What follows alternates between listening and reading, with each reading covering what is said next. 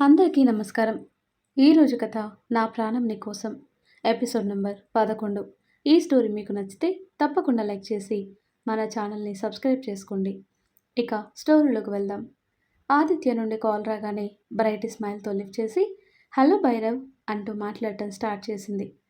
"హ్మ్, ఫోన్ ఇప్పుడప్పుడే ఆగేది కాదు" అని తెలిసి నయని అక్క నుండి పక్కకు వెళ్ళిపోతుంది. "ఏంటి మేడం, ఈరోజు ఫోన్ చేయలేదు?" "అవునులే, మీ మమ్మీ డాడీ ఉన్న తర్వాత నేనెక్కడ గుర్తొస్తాను" అంటాడు. "అబ్బా, అదేం లేదు. ఆడపిల్లలాగా అలగకు, రాగానే బాగా అలసిపోయి పడుకున్నా" అని ఆ రోజు జరిగిన విషయాలన్నీ చెప్తుంది. ఎప్పటికో నయని డిన్నర్ తినేసి వద్దామని పిలిస్తే అప్పుడు కాల్ కట్ చేసి డిన్నర్ చేయడానికి వెళ్తుంది. ఆ నెక్స్ట్ డే ఎప్పటిలాగే కాలేజ్కి వెళ్తుంది. ఎక్కడ విక్రాంత్ ఎదురు పడతాడేమో అని భయంగానే వెళ్తుంది. కానీ సీనియర్స్ ఎగ్జామ్ స్టార్ట్ అవ్వడంతో వేద రిలాక్స్ అయింది. రోజు కాలేజ్కి వెళ్ళటం, ఈవినింగ్ ఆదిత్యతో ఫోన్ మాట్లాడటం, సండేస్ వస్తే అందరూ కలిసి బ్యాచ్ మొత్తం సిటీ చుట్టేయటం. అలా 2 నెలలు గడిచిపోయాయి. అసలు టైం ఎలా గడుస్తుందో కూడా తెలియలేదు వాళ్ళకి. ఆదిత్య వాళ్ళ బ్యాచ్ మొత్తం ఆదిత్య కన్నా కూడా వేదని ప్రేమగా చూడటం. వేద ఏది చెప్తే అది, ఎంత చెప్తే అంత, అంతలా వేదాన్ని ఇష్టపడటం, కేర్ చేస్తున్నారు. నెల రోజుల తర్వాత రాత్రి రోజులానే ఆదిత్య కాల్ చేస్తాడు. కానీ వేద లిఫ్ట్ చేయదు. ఇదేంటి లిఫ్ట్ చేయటం లేదు అని ఆలోచిస్తున్న ఆదిత్యకి అప్పుడే వినోద్ నుండి ఫోన్ వస్తుంది. Hello uncle. హలో ఆదిత్య బాబు, చిన్న హెల్ప్ చేయి నాన్న. వేదకి బాగా ఫీవర్ వచ్చిందంట. నయని కాల్ చేసి చెప్పింది. నువ్వు కాస్త వెళ్ళి చూడవా? టాబ్లెట్స్ కూడా లేవంట నాన్న అన్నాడు. అయ్యో అవునా అంకుల్, నేను కాల్ చేస్తే లిఫ్ట్ చేయలేదు. మీరేం టెన్షన్ పడకండి, నేను వెళ్తాను. నేను చూసుకుంటాను, మీరు కంగారు పడకండి. సరే నాన్న, నువ్వు వెళ్ళి తనతో మాట్లాడించు నాన్న. తనతో మాట్లాడితేనే మాకు కంగారు తగ్గుతుంది అన్నాడు వినోద్. ఓకే అంకుల్, నేను చేస్తాను అని కాల్ కట్ చేసి కాలేజ్లో పర్మిషన్ తీసుకొని ఫాస్ట్గా టాబ్లెట్స్ అన్నీ కొనుక్కొని వేద దగ్గరికి వెళ్తాడు. నయనికి కాల్ చేసి వేదాన్ని కిందికి తీసుకొని రమ్మని చెప్తాడు. ఎందుకంటే ఆ అబ్బాయిల్ని లోపలికి పంపించారు కాబట్టి. వేదాన్ని తీసుకొని రమ్మని చెప్తాడు. వేదాన్ని తీసుకొని రాగానే వేదాన్ని పట్టుకుని ఇలా అయిపోయిందేంటి ఒక్క రోజులోనే అంటూ వేదాన్ని దగ్గరికి తీసుకుంటాడు. అసలు వేదకి నిలబడటానికి కూడా ఓపిక లేక మొత్తం ఆదిత్య మీద ఒరిగి ఆదిత్యాన్ని పట్టుకొని నిలబడుతుంది. నిన్న బాగానే ఉంది ఆదిత్య గారు. ఈరోజు మాకు డి సెక్షన్ క్లాస్ జరిగింది. అక్కడ బాడీ చూసి భయపడిపోయింది. ఆ బాడీ పార్ట్స్ కట్ చేయాలని కదా. మేము అవన్నీ చూసి భయపడి జ్వరం తెచ్చుకుంది. అవునా, ఇంత భయం ఉంటే డాక్టర్ ఎలా అవుతావే అనుకొని, ఓకే నైని నువ్వెళ్ళు, నేను చూసుకుంటా అని వేదాన్ని కారులో కూర్చోబెట్టి టెంపరేచర్ చెక్ చేసి టాబ్లెట్ వేస్తాడు. వెనక సీట్లో పడుకోబెట్టి చిన్న టవల్ వాటర్లో తడిపి తన ఫేస్ మొత్తం తుడిచి తల మీద వేస్తాడు. కొద్దిసేపటికి టెంపరేచర్ తగ్గి లేచి కూర్చుంటుంది. తన కోసం తెచ్చిన టిఫిన్ తినిపించి జ్యూస్ తాగిస్తాడు. అప్పుడు కొంచెం ఎనర్జీ వచ్చి అలాగే ఆదిత్య మీద పడుకుంటుంది. మధ్య మధ్యలో వేదకి టెంపరేచర్ చెక్ చేస్తూ ఆ రాత్రి మొత్తం నిద్రపోకుండా వేదాన్ని కంటికి రెప్పలా చూసుకుంటాడు. తెల్లారి కళ్ళు తెరిచేసరికి వేద ఆదిత్య ఒళ్ళో ఉండటం చూసి రాత్రి ఏం జరిగిందో గుర్తు చేసుకొని పైకి లేచి ఆదిత్యని చూస్తుంది.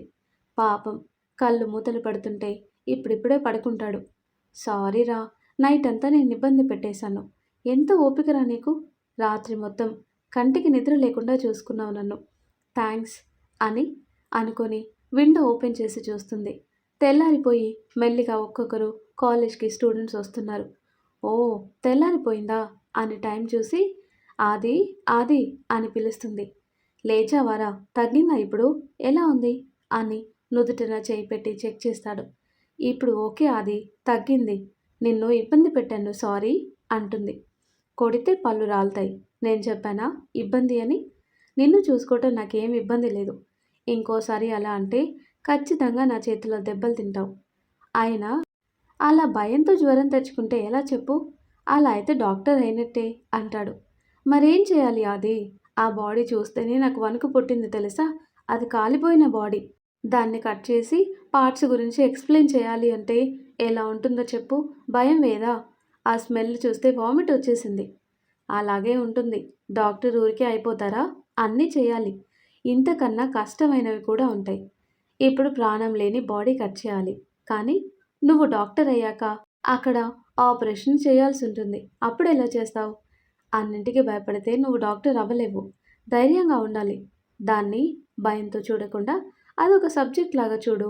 అప్పుడు భయం పోతుంది. ఇలా చేయకుండా భయపడుతూ ఉంటే నీ మార్క్స్ కూడా తగ్గిపోతాయి. అప్పుడు నువ్వు నీ గోల్‌ని ఎలా అచీవ్ చేస్తావు చెప్పు? అని వేదాలో ఉన్న భయాన్ని తీసేసి ధైర్యం నింపుతాడు. ఓకే. నువ్వు చెప్పినట్టు ధైర్యంగా ఉంటాను. అదొక సబ్జెక్ట్ లాగా నేర్చుకుంటాను. ఫస్ట్ టైం కాబట్టి కొంచెం భయపడ్డాను. ఇప్పుడు భయపడను. అలా చేస్తే నువ్వు చెప్పినట్టు నా మార్క్స్ తగ్గుతాయి. ఇంటర్ ర్యాంక్ తెచ్చుకొని వేస్ట్ అయిపోతుంది అంటుంది వేద. "హ్మ్. గుడ్" అని వేద బుగ్గలు లాగి, సరే జాగ్రత్తగా ఉండు. ఏ అవసరం ఉన్నా నాకు కాల్ చేయి. వెంటనే వచ్చేస్తాను. ఓకేనా? నేను వెళ్తాను మరి. ఇదిగో ఈరోజు కూడా టాబ్లెట్స్ వేసుకో అని వేద చేతిలో పెడతాడు. ఓకే బాయ్ అని ఆదిత్యకి హగ్ ఇచ్చి కార్ దిగుతుంది వేద. అప్పుడే బుల్లెట్ బైక్ మీద వస్తున్న విక్రాంత్, వేద ఆదిత్య కారు నుండి దిగటం చూసి సర్రున కోపం పొడుచుకొస్తుంది. బైక్ నడుపుతున్న తన చేతి నరాలు కోపానికి ఉబ్బి పైకి తెల్లుతాయి. స్పీడ్గా డ్రైవ్ చేస్తూ వచ్చి వేద ముందు ఆపుతాడు. సడన్గా బైక్ వచ్చి తన ముందుకొచ్చేసరికి ఒక్కసారిగా భయంతో ఉలిక్కిపడి తల తిప్పేస్తుంది. మండుతున్న కళ్ళతో కాల్చేలా తనని చూస్తూ తన వైపు వస్తున్న విక్రాంత్ని చూసి గుటకలు మింగుతూ, అమ్మో ఇన్ని రోజులు కనిపించలేదు అని హ్యాపీగా రిలాక్స్గా ఫీల్ అయ్యాను. ఇప్పుడు ఇంత కోపంగా నా వైపు వస్తున్నాడేంటి అని ఆదిత్య వైపు చూస్తుంది. తను కూడా కోపంగా విక్రాంత్ వైపు చూస్తుండటం చూసి, అమ్మో ఇక్కడ గొడవ పడతారా ఏంటి అనుకొని, ఆది నువ్వెళ్ళు, నేను కూడా రెడీ అయ్యి కాలేజ్కి వెళ్తాను, వెళ్ళిపో అంటూ బలవంతంగా కారులోకి తోస్తుంది. వేద ముందుకొచ్చి, నీకెన్నిసార్లు చెప్పాలి? ఒక్కసారి చెప్తే అర్థం కదా? వార్నింగ్ ఇచ్చాను, అయినా బుద్ధి రాలేదు కదా? నేనంటే అస్సలు భయం లేదు, మళ్ళీ వీడితో తిరుగుతున్నావు అని గర్జించే స్వరంతో అంటాడు వేదాన్ని చూస్తూ. విక్రాంత్ వేద మీద అరిచిన నెక్స్ట్ సెకండ్ విక్రాంత్ కాలర్ పట్టుకొని, ఏంట్రా తన మీద అరుస్తున్నావు? చంపుతా కొడక. ఏదైనా ఉంటే మనం చూసుకోవాలి. మధ్యలో తనని లాగితే నా చేతిలో మామూలుగా ఉండదు చెప్తున్నా అంటూ ఉరిమే కళ్ళతో విక్రాంత్ మీదికి వెళ్తాడు ఆదిత్య. వెళ్తానురా వెళ్తాను, తన జోలికే వెళ్తాను. ఏం పీక్తావు? తనని నీకు దూరం చేస్తాను, చేసి తీరుతాను. This is my challenge. నీకు కావాలనుకున్నది దూరం చేస్తాను. చూస్తూ ఉండు. నువ్వేం పీక్కుంటావో పీక్కో, నేను చూస్తా. ఇన్నాళ్ళు మనకి ప్రతి దానిలో పోటీ ఉండేది. నన్ను ఓడించి నా అహం మీద కొట్టావు. అందరి ముందు హీరోలా నిలబడి నన్ను జీరోలో నిలబెట్టావు అని విక్రాంత్ కూడా ఆదిత్య కాలర్ పట్టుకుని సవాల్ విసురుతాడు. రేయ్, నీకు మర్యాదగా చెప్తున్నా, తనని లాగొద్దు. నీకు నా మీద కోపం ఉంటే నా మీద తీర్చుకో, అంతేకాని వేదాన్ని మధ్యలో లాగితే నాలో మృగాన్ని చూస్తావు చెప్తున్నా అంటాడు ఆదిత్య. వాళ్ళ గొడవ చూసి వేద వణికిపోతూ, ఇలా కొట్టుకుంటున్నారేంటి? ఇలాగే ఉంటే పెద్ద గొడవ అవుతుంది అని వాళ్ళ మధ్యలోకి వెళ్ళి, ఆది ఆది ప్లీజ్ అతను వదిలే, ప్లీజ్ నాకు భయం వేస్తుంది, అందరూ మన వైపే చూస్తున్నారు, అనవసరంగా గొడవలొద్దు ప్లీజ్, ఆది నేను చెప్పేది విను అంటూ ఆదిత్యాన్ని బ్రతిమాలుతూ విడిపించాలని చూస్తుంది. వేద భయం చూసి విక్రాంత్ని కసిగా చూసి వదిలేస్తాడు. వెళ్ళు ఆది, ఇక్కడుంటే గొడవ పెద్దగా అవుతుంది అంటూ ఆదిత్యాన్ని కారులోకి తోస్తుంది. కానీ వెనక నుండి బలంగా ఆదిత్యాన్ని కొడతాడు. అంతే, ఆదిత్యాన్ని కొట్టగానే వేదకెక్కడ లేని కోపం వచ్చి, ఏయ్ మనిషివేనా నువ్వు? తను సైలెంట్గా వెళ్తున్నాడు కదా, ఇంకేంటి ప్రాబ్లం? ఆదిత్యాన్ని ఎందుకు కొట్టావు అని కళ్ళెర్ర చేస్తుంది. వాణ్ణి కొడితే నువ్వెందుకు పాప అంతరించిపోతున్నావు? వాడి మీద అంత ప్రేమ చూపిస్తున్నావు? బాగానే డబ్బు కుమ్మరించి ఉంటాడు, అందుకే నైట్ అంతా కార్లో వాడితో ఎంజాయ్ చేశావు. అంత బాగా నచ్చాడా? అంత కోఆపరేట్ చేశావు? అను, వాడికన్నా ఎక్కువ డబ్బు ఇస్తాను, నా దగ్గరికి వచ్చేయి, స్వర్గం చూపిస్తా అని వేదాన్ని టచ్ చేయాలని చూసిన నెక్స్ట్ సెకండ్ విక్రాంత్ చెంప చెల్లుమనిపిస్తుంది. హౌ డేర్ యూ, నోటికి ఎంత వస్తే అంత మాట్లాడుతున్నావు? సిగ్గులేదు? ఒక డాక్టర్వి కాబోతున్నావు, కామన్ సెన్స్ లేదా? ఎలా పడితే అలా మాట్లాడితే ఆదిత్య కదా, నేనే నరికేస్తా, ఏమనుకున్నావో అని ఎర్రటి కళ్ళతో వేలు చూపిస్తుంది. వేద కొట్టిన చోట చెయ్యి పట్టుకొని, ఎంత ధైర్యమే నీకు? ఈ విక్రాంతిని కొడతావా? చాలా తప్పు చేశావు. నువ్వు చేసిన తప్పుకి నువ్వు ఊహించలేని విధంగా దెబ్బ కొడతాను. అందరి ముందు నువ్వు నా చెంప మీద కొట్టావు, నేను నీ జీవితం మీద కొడతాను. ఈ రోజుని గుర్తుపెట్టుకో.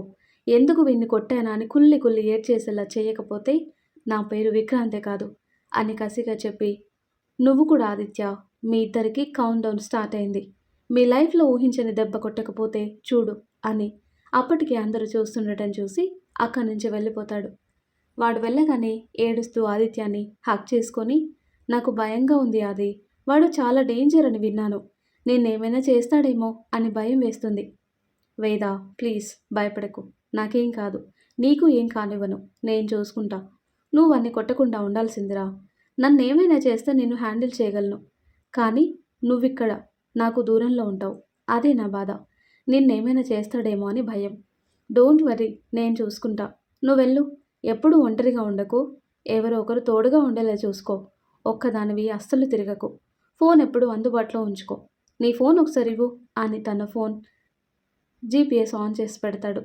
ఎప్పుడు వేద ఎక్కడున్నా తెలిసేలా. ఓకే, భయపడకు. నేను జాగ్రత్తగానే ఉంటాను. నువ్వు నా కోసం టెన్షన్ పడకు. ఓకే బాయ్ అని చెప్పి వెళ్తాడు. వేద కూడా రెడీ అయ్యి కాలేజ్కి వెళ్తుంది. కానీ ఎక్కడ విక్రాంత్ వస్తాడు అని బిక్కు బిక్కుమంటూ క్లాస్ వింటుంది. ఆ రోజు ఎలాగో గడిచిపోతుంది. అమ్మయ్య, ఈరోజు ఎదురు పడలేదు. కొన్ని డేస్ కనిపించకపోతే తానే మర్చిపోతాడు అనుకుంటుంది. కానీ విక్రాంత్ గురించి పూర్తిగా వేదకి తెలీదు. టైం చూసి గట్టిగా దెబ్బ కొడతాడు. అది కూడా చాలా పకడ్బందీగా ప్లాన్ చేస్తాడు. ఎందుకంటే పబ్లిక్లో తన ఇమేజ్ ఏదైనా డ్యామేజ్ అయితే తండ్రి ఊరుకోడు, నరికేస్తాడు. ఒక్కసారి డ్యామేజ్ వస్తే తన పొలిటికల్ లైఫ్లో దెబ్బ పడుతుంది అని భయం. అందుకే చేసే ముందు పక్కాగా తండ్రికి తెలియకుండా చేస్తాడు. 2 రోజుల తర్వాత వేద, నయని ఇద్దరు కలిసి బుక్స్ తెచ్చుకుందామని స్కూటీ మీద వెళ్తారు. కొద్ది దూరం వెళ్ళాక ఎవరో వాళ్ళని ఫాలో చేస్తున్నట్లు అనిపిస్తుంది.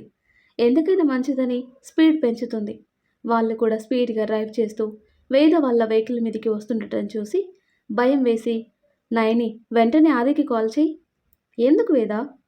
మనల్ని ఎవరో ఫాలో చేస్తున్నారు. తొందరగా కాల్ చేసి చెప్పు. టైం లేదు, క్విక్. నయని కూడా వెనక నుండి వెహికల్ చూసి భయంతో ఆదిత్యకి కాల్ చేస్తుంది. అప్పుడే ఫ్రెండ్స్తో బయటకు వచ్చిన ఆదిత్యకి నయన నుండి కాల్ వచ్చేసరికి అనుమానంగా కాల్ లిఫ్ట్ చేసి, హలో నయని, అంతా ఓకేనా అంటాడు. ఎందుకంటే నయని ఎప్పుడు కాల్ చేయదు. వేద కాల్ చేయలేని పరిస్థితిలో మాత్రమే చేస్తుంది. అందుకే కంగారు పడుతూ అడుగుతాడు. ఆదిత్య గారు, మమ్మల్ని ఎవరో ఫాలో చేస్తున్నారు. మాకు చాలా భయం వేస్తుంది. ప్లీజ్ తొందరగా రండి అని కంగారుగా చెప్తుంది. ఏం మాట్లాడుతున్నావు నువ్వు? అసలు మీరు ఎక్కడున్నారు? నేను ఇప్పుడే వస్తున్నా అని నయని చెప్పిన అడ్రస్కి స్టార్ట్ అవుతాడు. 10 నిమిషాల్లో అక్కడికి చేరుకుంటాడు. కానీ నయని దెబ్బలతో పడి ఉంటుంది. వేద వేద ఎక్కడుంది అని చూస్తూ పరిగెత్తుతూ నయని దగ్గరికి వెళ్ళి, నయని నయని లే, వేద వేద ఎక్కడా అంటాడు. సారీ ఆదిత్య గారు, వేదని సేవ్ చేయలేకపోయాను. నన్ను కొట్టి వేదాన్ని బలవంతంగా లాక్కెళ్ళిపోయారు అని చెప్తూ ఏడుస్తుంది. అసలు ఆదిత్యకైతే మైండ్ పనిచేయటం లేదు. వేదాన్ని తీసుకెళ్లారు అన్న దగ్గరే తన మైండ్ ఆగిపోయింది. శీలలా కూలబడిపోయాడు. తన గుండె కూడా ఆగిపోతుందేమో అన్న స్థితిలో ఉన్నాడు. ఆదిత్య గారు, వేదను వెతకండి. ఎక్కువ దూరం వెళ్ళి ఉండరు. మీరు వెళ్తే కనిపిస్తుండొచ్చు.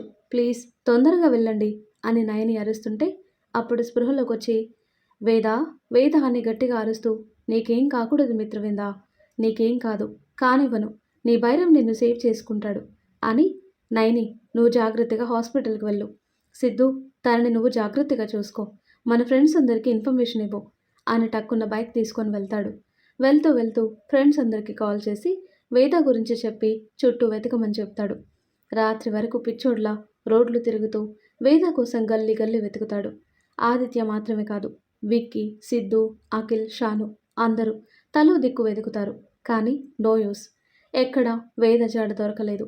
వేద ఫోన్, వాచ్ నుండి ట్రేస్ చేద్దామని కూడా ట్రై చేశారు. కానీ నో యూస్. అవేవి కూడా పనిచేయవు.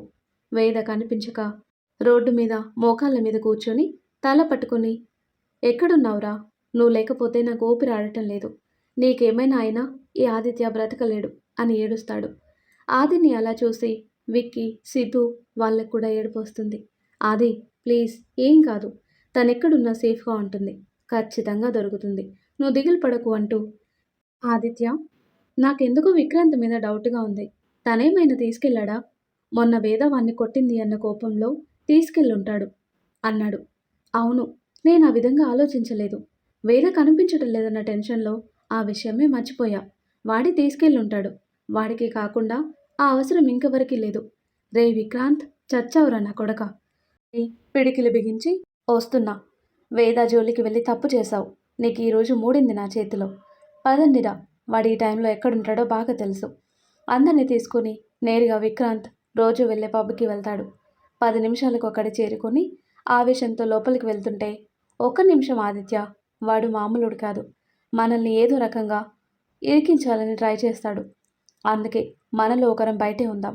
ఏదైనా తేడా అనిపిస్తే వెంటనే ఇన్ఫర్మేషన్ ఇస్తే పోలీస్ వాళ్ళకి ఇన్ఫర్మేషన్ ఇవ్వచ్చు. ఏదో ఒకటి చేసి వాడిని అప్పగించొచ్చు అంటాడు విక్కీ. అవును, విక్కీ చెప్పేది నిజమే. మీరు వెళ్ళండి, నేను బయటే ఉంటాను. మీరు మీ ఫోన్ ఆన్ చేసి పెట్టండి. లోపల ఏం జరుగుతుందో నాకు తెలిస్తే నేను బయట ఏం చేయాలో చేస్తాను అంటాడు సిద్ధు. ఓకే సిద్ధు, నువ్వు ఇక్కడే జాగ్రత్తగా ఉండు. ఇది మొత్తం వాడి ఏరియా, ఇక్కడ మొత్తం వాడి మనుషులుంటారు అని చెప్పి పెద్ద పెద్ద అడుగులు వేస్తూ లోపలికి వెళ్తాడు. లోపలికి వెళ్ళేసరికి పబ్ మొత్తం ఫుల్ డీజే సౌండ్స్తో మారుమ్రోగుతుంది. అక్కడున్నది మొత్తం పెద్ద పెద్ద బిగ్ షాట్ వాళ్ళ పిల్లలు. ఆ పబ్ కూడా విక్రాంత్ వాళ్ళదే కావటంతో విక్రాంత్ ఫ్రెండ్స్ మొత్తం అక్కడే ఉన్నారు. అందరూ తాగుతూ ఊగిపోతున్నారు. చుట్టూ వెతుకుతాడు ఎక్కడున్నాడా అని. ఒక దగ్గర సోఫాలో కూర్చొని షార్ట్స్ మీద షార్ట్స్ వేస్తూ ఫ్రెండ్స్తో కూర్చున్నాడు. ఒక్క అడుగులో విక్రాంత్ని దగ్గరికి చేరి వాడి కాలర్ పట్టుకుని, రేయ్ వేద ఎక్కడుంది? ఏం చేసావు తనని? తన జోలికి వెళ్ళొద్దు అని ముందే చెప్పాను. మర్యాదగా చెప్తున్నా, తనెక్కడుందో చెప్పు అంటాడు.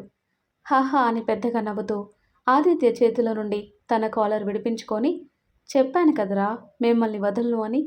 నిన్ను దెబ్బ కొట్టడం కాదు, దాన్ని కొడితే నీకు నొప్పొస్తుంది. అందుకే ముందు దాని అంతు చూడాలని ఫిక్స్ అయ్యాను. ఇప్పుడు తను ఎలా ఉందో తెలుసా?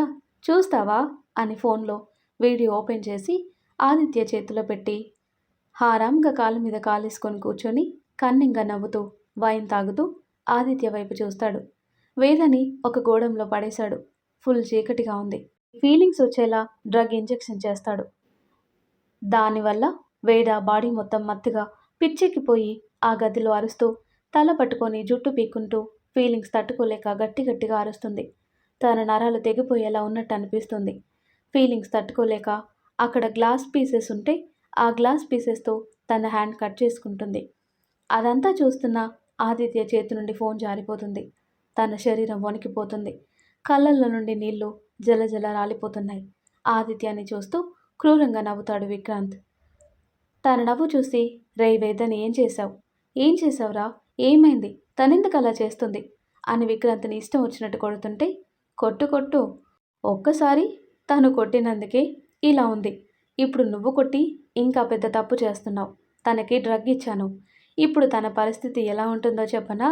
తనలో ఉన్న డ్రగ్ వల్ల తన బాడీ తన కంట్రోల్లో ఉండదు. ఫీలింగ్స్తో ఉన్న తన ముందుకి ఎవ్వరు వెళితే వాళ్ళ మీద పడిపోతుంది. పోనీ తన ఫీలింగ్స్ కంట్రోల్ చేసుకోవాలి అని చూసినా కూడా అది తన వల్ల కాదు. తన నరాలు చిట్లిపోతాయి. బ్లడ్ ప్రెషర్ పెరిగి మైండ్ మొద్దుబారిపోతుంది. తను కంట్రోల్ చేసుకోవటం అంటే తన ప్రాణాలు తీసుకోవటమే. ఇప్పుడు నేనేం చేస్తానో చెప్పనా? తిన్నగా దాని ముందుకు వెళ్తాను. నేనేం చేయాల్సిన పని లేదు. నేను వెళ్ళగానే ఫీలింగ్స్ తట్టుకోలేక తానే నా మీద పడిపోతుంది. నేను చేయాల్సిందంతా కూడా తానే చేస్తుంది. హ్యాపీగా నైట్ అంతా ఎంజాయ్ చేసి రేపు ఆ వీడియో నీకు సెండ్ చేస్తాను, ఓకేనా అని చెప్తూ పెద్దగా క్రూరంగా నవ్వుతాడు. విక్రాంత్ చెప్పింది విని కుప్పకూలిపోతాడు ఆదిత్య. విక్కీ వాళ్ళకు కూడా ఏం చేయాలో అర్థం కావటం లేదు. వేద పరిస్థితి తలుచుకుంటే ఏడుపు వస్తుంది. అక్కడికక్కడే విక్రాంత్ని చంపాలని ఉన్నా వేద కోసం ఏం చేయలేక శిలులైపోయారు.